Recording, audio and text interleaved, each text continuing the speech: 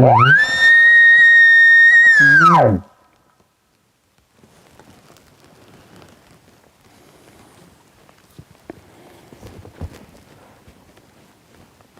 morning time, middle of the rut, and some weather has moved in here.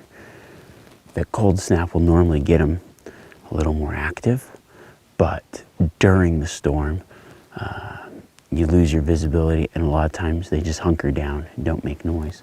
I'm gonna work into this timber, do some calling. There's some burn scars and some open areas. And then I'm just gonna work into this knob where I know that they like to bed, as long as the wind stays right.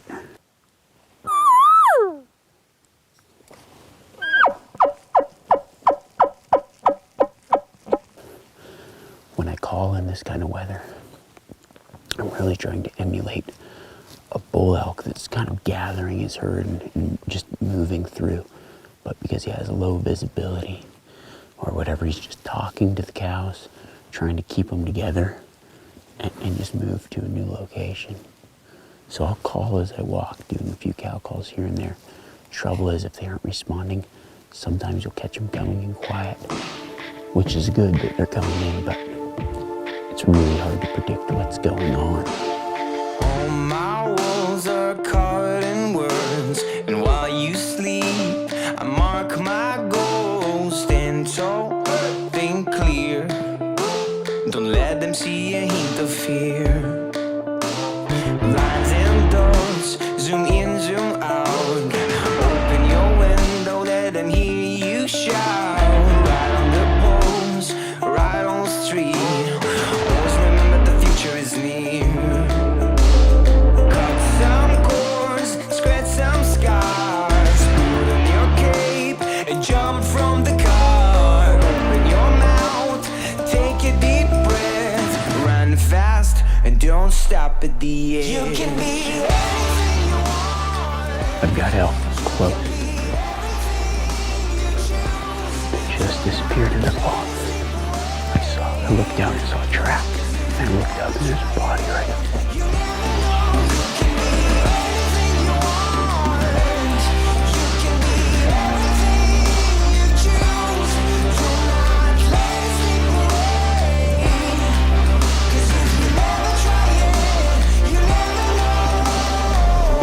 I'm just gonna crawl up. There's a whole herd right here. There's gotta be a bull. It's that time of year.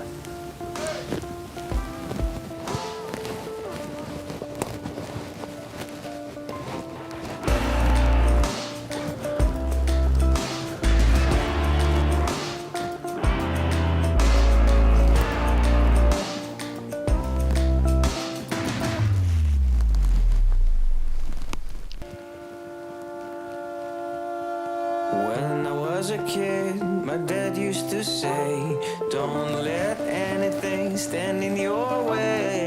Stand tall, think clear. Don't let them see a hint of fear. It's clearing a little bit. The cows have moved off. I did a little bit of calling, but nothing moved in, so I'm going to try a new approach. Be stealthy, sneak around, which is not easy to do with this camera.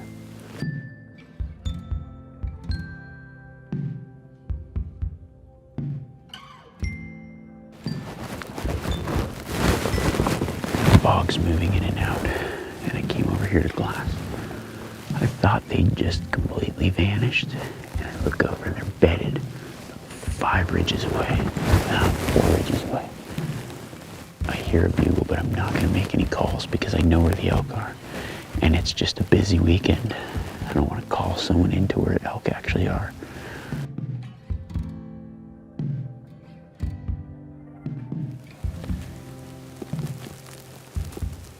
What I'm going to do is I'm going to get over there, pop up, like just crawl up the ridge in between where I can look across at them and just really pick them apart. See if there's a bull laying in there somewhere.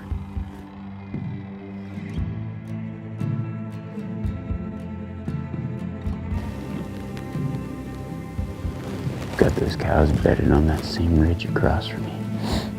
cleared up quite a bit. Just good and bad, I guess. Oh, bull. For me to switch, I have to have a reason for it, not just because something new came out. I shot Hoyt for 19 years. It wasn't going to be a bow I could trust this year. I mean, I shot all the different bow brands. I shot Matthews, I shot Elite, went through the whole list, and Prime stuck out to me. Draw this one back, it's just there. You're not waiting for the wobble to come out of your hand. I drew it back and let it rip, and I was like, dang, order me one. And that was my story with Prime.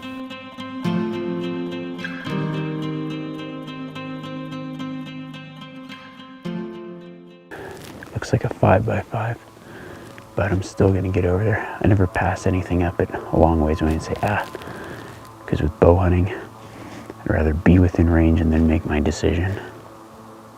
Just a glimpse, he's pushing cows around. Oh, he's a 5x5, he's not bad.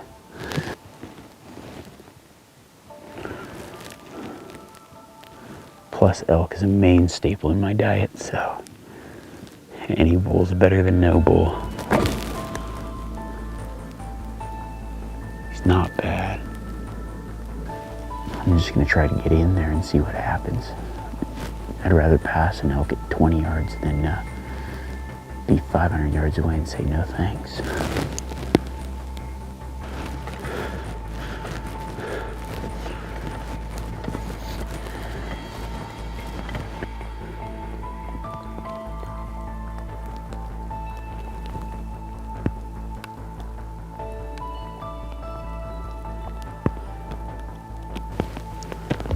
They're right there. 70 yards.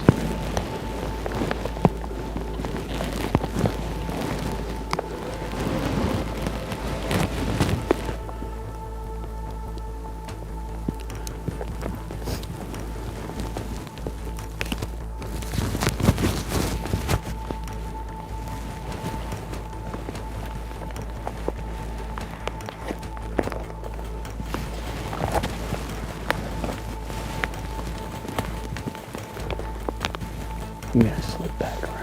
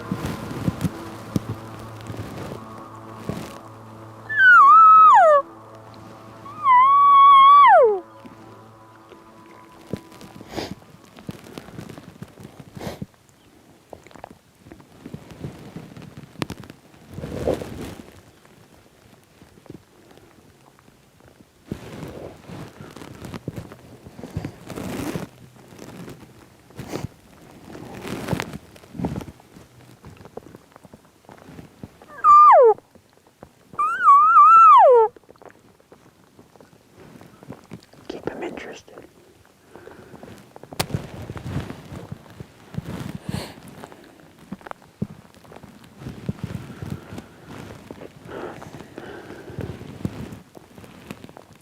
It's pretty crazy how so many large animals can just vanish like ghosts. I mean, from 30-something yards away, they just kind of filed off, but not fast, and now I can't find them. They could be here, or they could have just moved over to the other canyon. I don't know. They aren't making any noise, which we might just have to sneak in there and get a shot.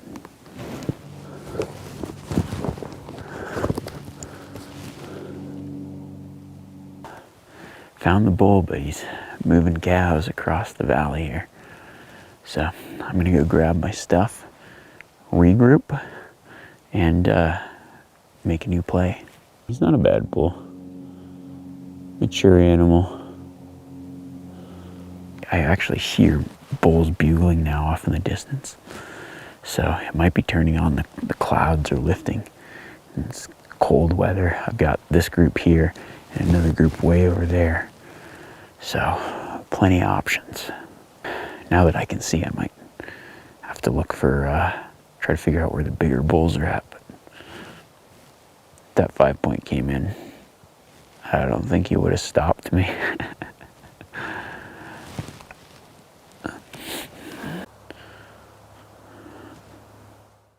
Steel is over 3 times stronger than aluminum, which means you don't have to fear that shoulder. Bam! Stronger and better penetration. So what does that really mean? Well, I guess that depends on how full you want your freezer. It's time to raise the stakes. Bring home the meat. Dead meat. Dead meat. All steel broadhead, 320% stronger than aluminum. All right. Well, the elk are across the valley here. Same bull as I was on this morning. They slowed up, and so I'm gonna head over there. It's a little walk, so I'm gonna head around and then try to cut off in front of them. Hopefully they'll bed up there or something, and I think what I'll do is I'll probably end up just trying to spot and stalk in like it was mule deer, but most of the time when you're stalking a mule deer, it's 1 or 2 animals, not a whole herd of them. You know, you actually can sneak in on elk fairly easily, but you gotta stay low to the ground and not have a bunch of stuff going on like cameras and bows and all the good things that make solo hunter solo hunter. Ooh, there they are.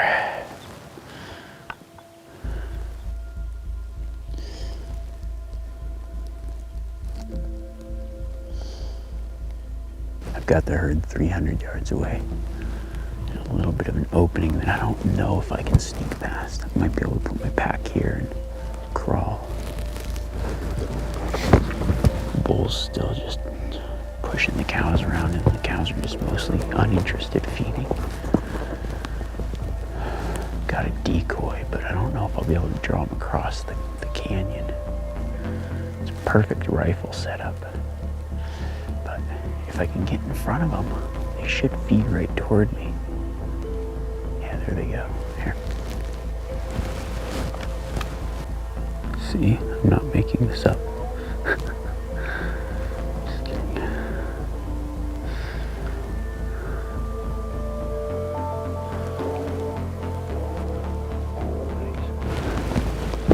Nice little bag horn. Perfect for the freezer.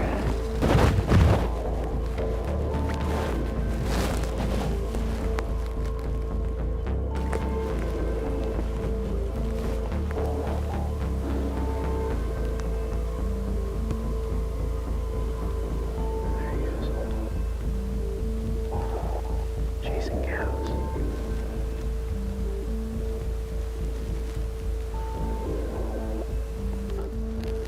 The elk are still up there, but the bull just went and chased the cow off. Got a pretty good seat for the old show that he's putting on. Just kind of running back and forth. Trouble is they aren't in a very good spot anymore. So I think what I'm going to do is I'm going to pull out and come back this evening. Just let him settle down, bed up. It might be a little more active this afternoon.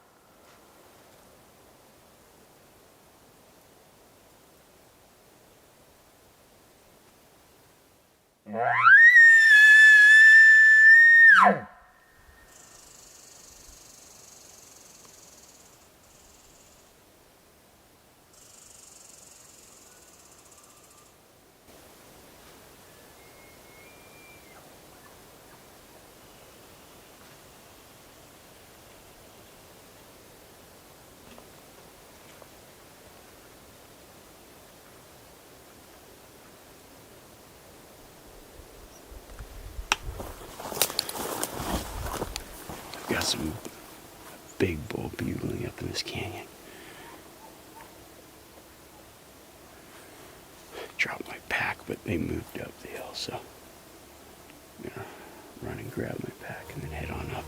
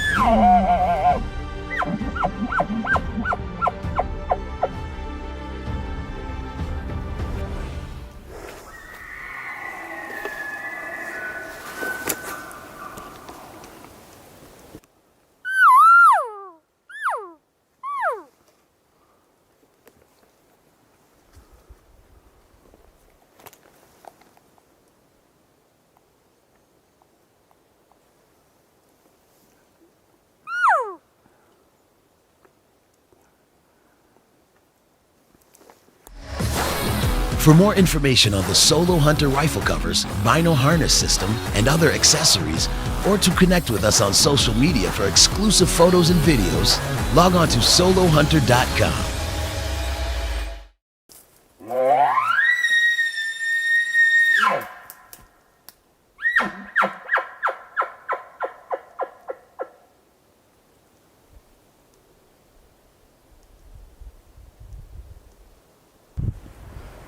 It's been absolutely crazy this morning.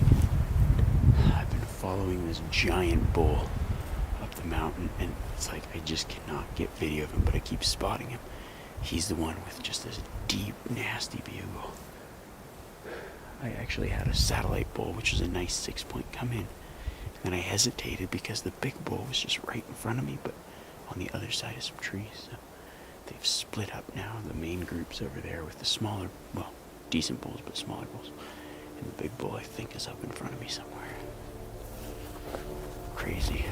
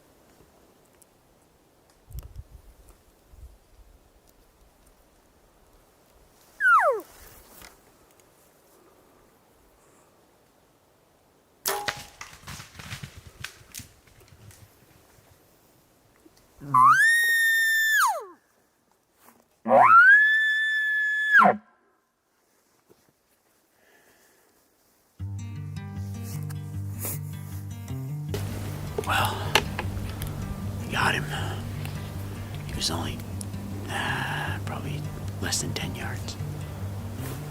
Whew. That was a cool morning. It was pretty intense.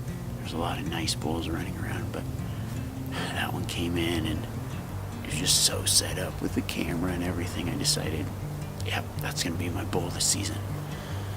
Wow, pretty cool. Nice little 5-point.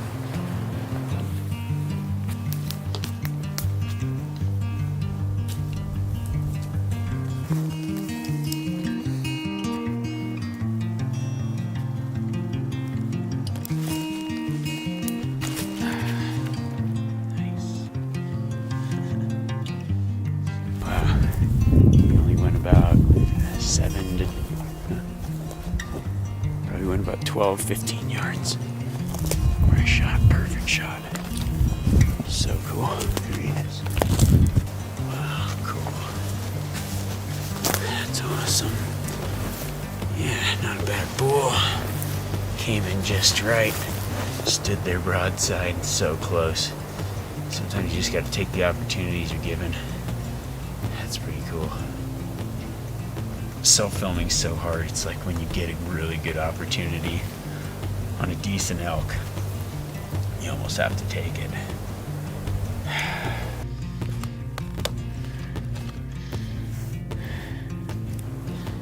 Now the work begins. It's gonna be 2 trips, and I've just got my little day pack, so I've got all the back straps, neck meat, loose meat inside the pack. Then I'm gonna sling a hind quarter over my shoulder, go to the truck, get my bigger pack for the pack frame, and then come back and pack out the rest. So 2 trips, lots of miles, and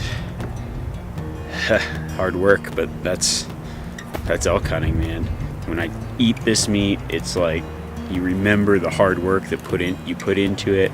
You remember this challenge of it. You remember sneaking into that animal, and it just makes it all worth it in the end.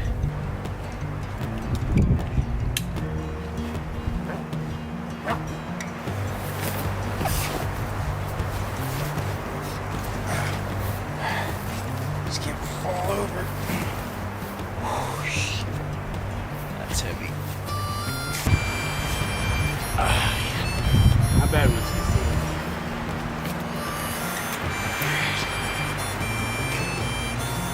I see the truck. Such a glorious sight. Oh,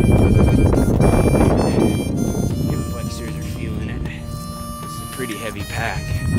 3/4, horns, and a camera, which my struggling face is from trying to one-arm this camera while walking.